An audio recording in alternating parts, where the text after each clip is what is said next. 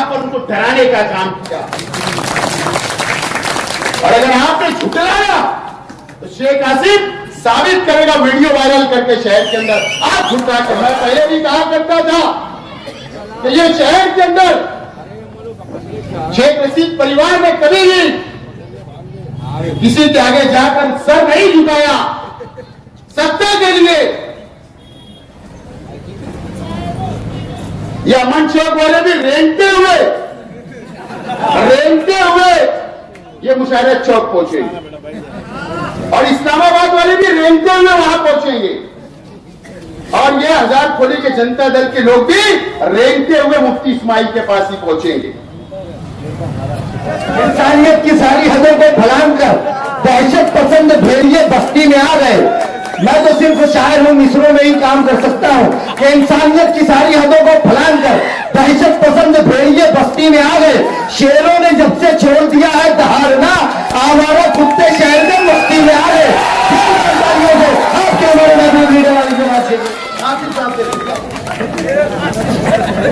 मंच पे आज के जलसे के सदर मोहतरम साबिक म्युनिसिपल काउंसिलर कमा पहलवान साहब,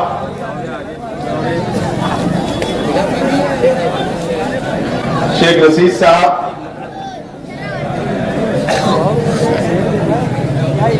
राष्ट्रवादी कांग्रेस पार्टी के तमाम ही जिम्मेदारान,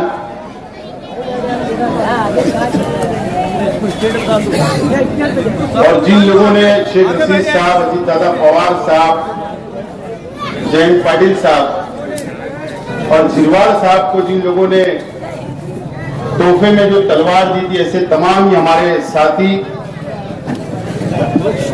और वो लोग जिन लोगों ने महंगी कीमत पर तलवार को खरीदा, ऐसे तमाम ही हमारे साथी। सबसे पहले मैं उन लोगों का शुक्रिया अदा करता हूं जिन्होंने तलवार तोहफे में दी और जिन्होंने तलवार को खरीदा। मैं इस इलाके की आवाम की जानिब से, मन्नान सर की जानिब से, उनके ग्रुप की जानिब से मैं तमाम ही लोगों का शुक्रिया अदा करता हूं। मंच पे तशरीफ फरमा तमाम ही बुजुर्ग हजरात, मेरे सामने तशरीफ फरमा तमाम ही बुजुर्ग हजरात, नौजवान साथी और जहां तक मेरी आवाज जा रही है ऐसी मेरी माँ और बहनें।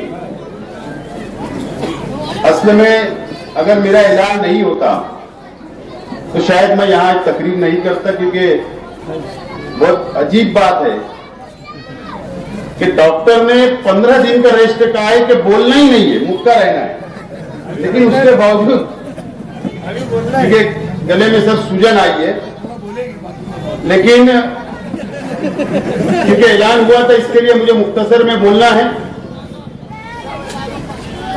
दोस्तों और साथियों, 14 अक्टूबर को शेख रशीद साहब का हम लोगों ने 40 साला जश्न मनाया, कामयाब 40 साल। और उससे पहले ये शहर में हमारे अपने जितने मुखालिफ है अपनी अपनी निजी महफिल के अंदर बैठकर ये दावा करते थे कि शेख रशीद परिवार, राष्ट्रवादी कांग्रेस पार्टी खत्म हो चुकी है, अब इनका वजूद नहीं बचेगा। मैं मुबारकबाद देता हूं मालेगांव शहर की आवाम को और खास तौर पर शेख रशीद साहब से मोहब्बत करने वाले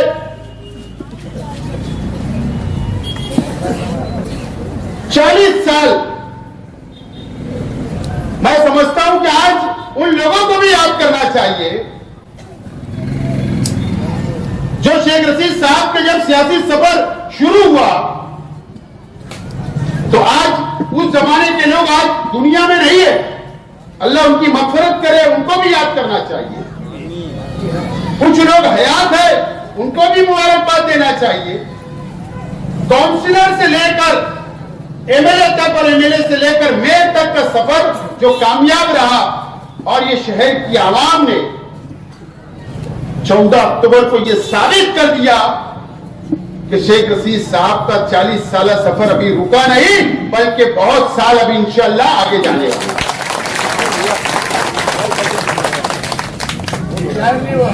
और उसके बाद जाएगा साहब, जाएगा। और उसके बाद आप ये शहर की सियासी मंजरनामा देखो, ये शहर के सियासी हालात देखो।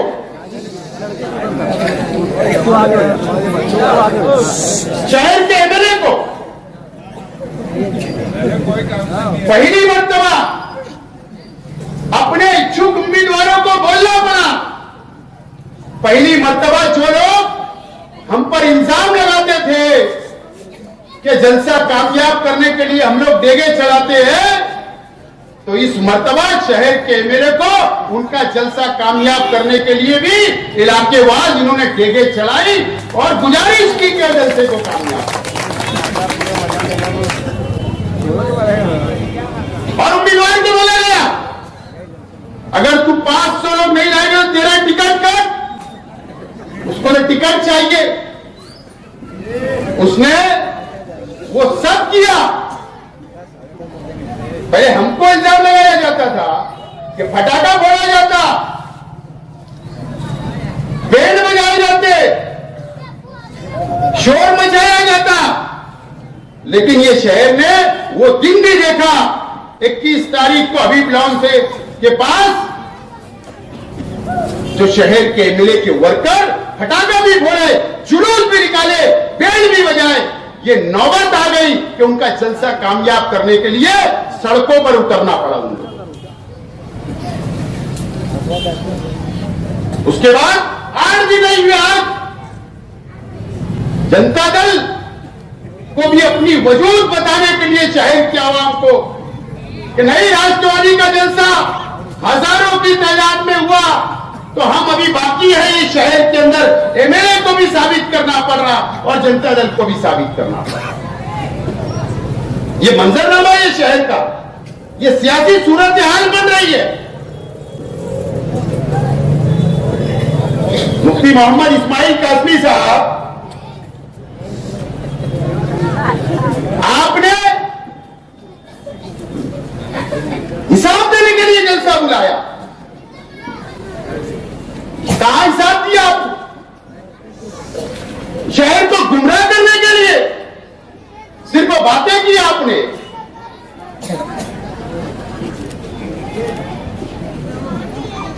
आपने फला फला किधर किधर तकरीर की,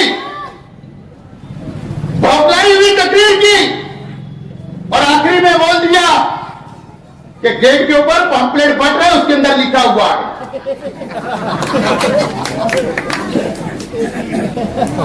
इस शहर को आप बेवकूफ समझते हो। तुमने कहा कि मैंने 10 करोड़ रुपया लाया सरकार से, वो भी झूठ बोल रहे हो आप। तुम्हारे में तो इतनी काबिलियत नहीं है कि आप 100% गिरान का 10 करोड़ रुपया लाकर शहर के अंदर तामीरी काम बताते। आपने तो यही कारपोरेशन के भरोसे 70% सिर्फ आपने गिरान लाई, 30% कारपोरेशन को मिलाना पड़ रहा वो काम के लिए। उसके बाद भी आज भी वो काम जमीन के ऊपर नहीं है, आप उसका भी हिसाब दे रहे हो। आपने सिर्फ एमएलए फंड के अलावा वो भी आधा वापस गया, आपने कुछ ये शहर को नहीं दिया, कोई जमीनी काम नहीं किया, तुम नाकाम हो, ये शहर जान चुका है।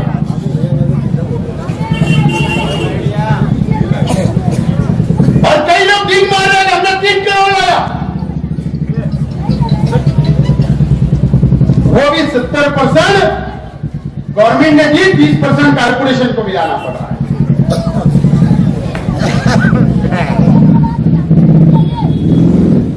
ये शहर को आप बेवकूफ बना रहे हो।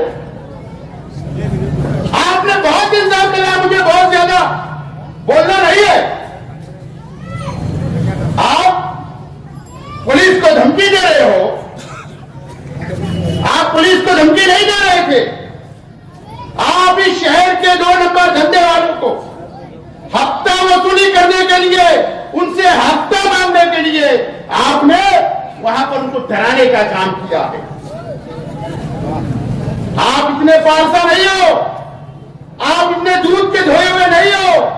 जब आप तकरीर कर रहे थे तो आप कम से कम अपने स्टेज के ऊपर बैठे हुए लोगों के ऊपर नजर डालते, या जो सामने पहली लाइन के अंदर बैठे हुए के ऊपर नजर डालते। तुम्हारे कार्यकर्ता, तुम्हारे पार्टी के जिम्मेदार 2 नंबर के धंधे के अंदर इन्वॉल्व है। आज भी धंधा कर रहे वो सामने बैठे हुए। और अगर आपने झुटलाया तो शेख हसीन साबित करेगा वीडियो वायरल करके शहर के अंदर। आप झुटला के बताओ।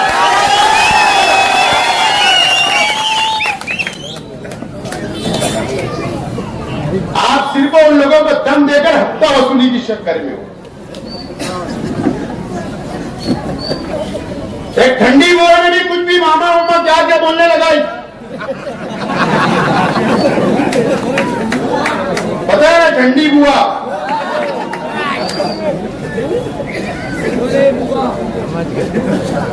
वो शख्स का रिकॉर्ड सिर्फ कमालपुरे की शौचालय के अंदर जाकर पूछो। इससे ज्यादा मुझे कुछ नहीं बोलना है। पीछे से चावल साहब पीछे से याद रखना, अगर जातियात पे बोला गया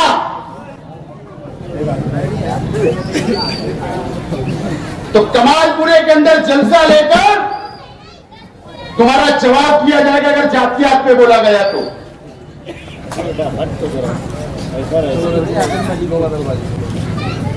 हम क्या सुधर गए? जमाना बदमाश हो गया।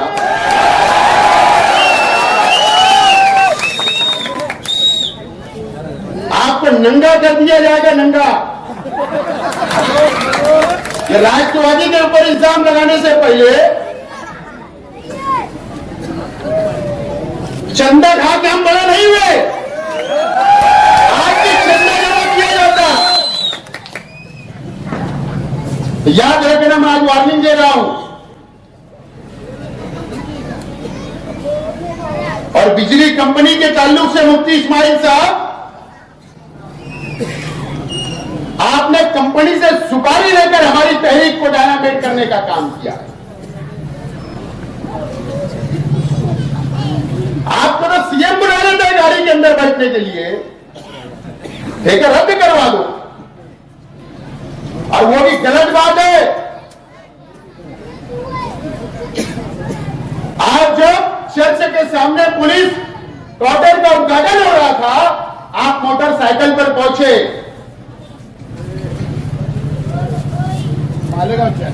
मालेगांव चर्च के पास तो दादा भूसे साहब ने बोले आप बैठ जाओ, ऐसा पीछे हाथ बचाए। इन्होंने सीएम की गाड़ी में बैठ गए। इनको कोई बैठने के लिए नहीं कहा, लेकिन इनको यह नहीं दिख रहा था कि एक हिंदुत्ववादी सरकार का मुख्यमंत्री, एक हिंदुत्ववादी सरकार का कैबिनेट मालेगांव शहर के अंदर आया। एक प्रोटोकॉल होता, आप वो रेड हाउस के अंदर जाकर गुलदस्ता देते, वापस आ जाते, लेकिन आप उनके साथ घूमते रहे। और ताज्जुब तो जब हुआ कि शिवसेना के स्टेज के ऊपर आप जाकर बैठ गए। आप तो बहुत पावर है, बहुत सुनी जाती। तो आप ये शहर का कंपनी का ठेका रद्द कर दो। 1 महीने का आपको हमने टाइम दिया है। नवंबर तक हम कुछ नहीं बोलेंगे, लेकिन नवंबर के बाद पावर कंपनी के तमाम ही अधिकारी और इस शहर का पुलिस डिपार्टमेंट इस बात को समझ ले।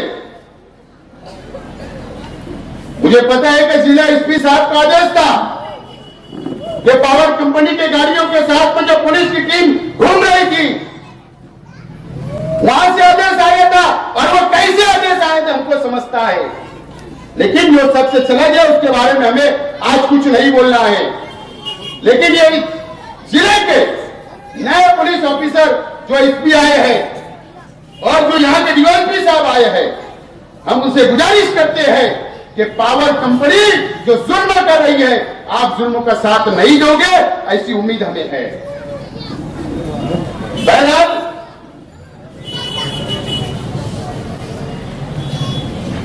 ये शहर के अंदर ये समझ में नहीं आ रहा कि महागठबंधन के अंदर इतनी तनाव क्यों है। अरे इतनी जिल्लत मुफ्ती मोहम्मद इस्माइल कासमी साहब ने इन लोगों की इतनी जिल्लत, इतनी बेइज्जती कि उनके बैनर पे इनको फोटो भी जगह नहीं मिली इन लोगों को। इतनी बेइज्जती करने के बाद फिर भी यही बोल रहे हैं कि टूटे भी नहीं और जुड़े भी नहीं। हमको बोलना नहीं है, हमारी मजबूरी नहीं है, हमको उनके खिलाफ बोलना नहीं है। हम आज भी चाहते हैं गठबंधन हो जाए। इस तरीके के बयान आते हैं और एक दूसरे के खिलाफ वो बोलते जा रहे हैं। असल में अलग अलग होने का फैसला मर्द लोग लिया करते हैं, मर्द लोग।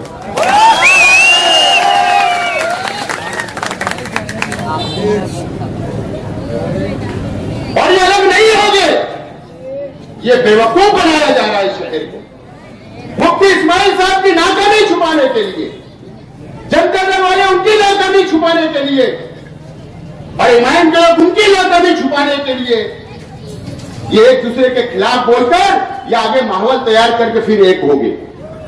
लेकिन